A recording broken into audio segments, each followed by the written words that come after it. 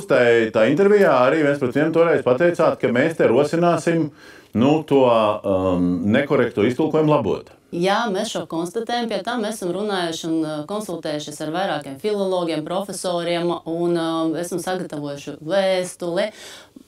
Cik svarīga ir izpratne, tulkojuma izpratne. Un manai ieskatā, mēs arī ar advokātiem pārunājam šo jautājumu, ir sabiedrībai, cilvēkiem jāskaidro. Tur, kur ir bijusi kļūda, mēs maz runājam, maz skaidrojam. Kas būtu pareizā definīcija?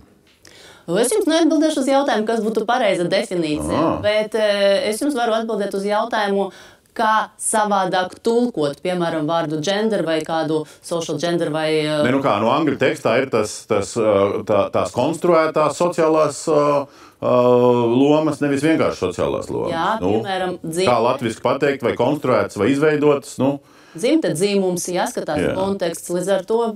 Labi, un tagad vienkāršais cilvēks, vai viņš iet piketēt, vai viņš neiet piketēt, vai viņš ir vienu partiju vēlētājs vai pretējo. Kas viņam mainās tagad? Kas mainās, ja mēs runājam par vardarbības mazināšanu? Kas mainās ar to, ka ir šis termins sociālais dzimums? Kas mainās no interpretācijas? Tehniski mēs varam labot, mēs varam, protams, skaisti, teiksim tā, iztulkot korekti, precīzi, jo dokumentiem jābūt kārtībā, tulkojumam arī jābūt kārtībā. Bet nemainās nekas?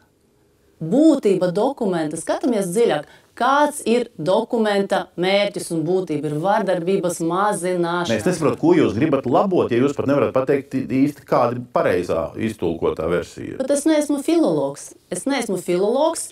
Pārzinu angļu valodu. Bet labi, otrādāk, jūs esat jurists. Ja būtu citādāk definēt. Neietekmētu. Protams, ka nē. Jā, es gribēju tikai pateikt, ka Eiropas Savienības komisija, kas gatavoja šo Eiropas direktīvu 24. gada, pagājušā gada direktīvu, kas mums jāievieš nākamā gada laikā, viņi no šiem diviem jēdzieniem izvairījās, un šajā direktīvā tas nav iekšā ietverts. Divi jēdzieni.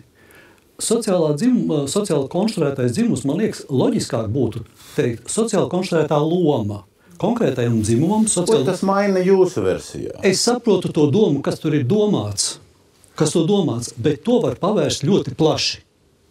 Tā doma bija tāda, ka kuram ir jābūt, ka lūdzu?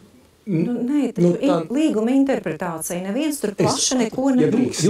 Vienā vārdā visi saka, līguma interpretācija nevar skatīties skaidrojumus, un tajā pašā laikā argumentos liek, ka jāskatās skaidrojumus. Ir mērķis un priekšmets konvencijai. Ja tā ir vardarbība, tad es piekrītu to, ko tiesības sargs teica.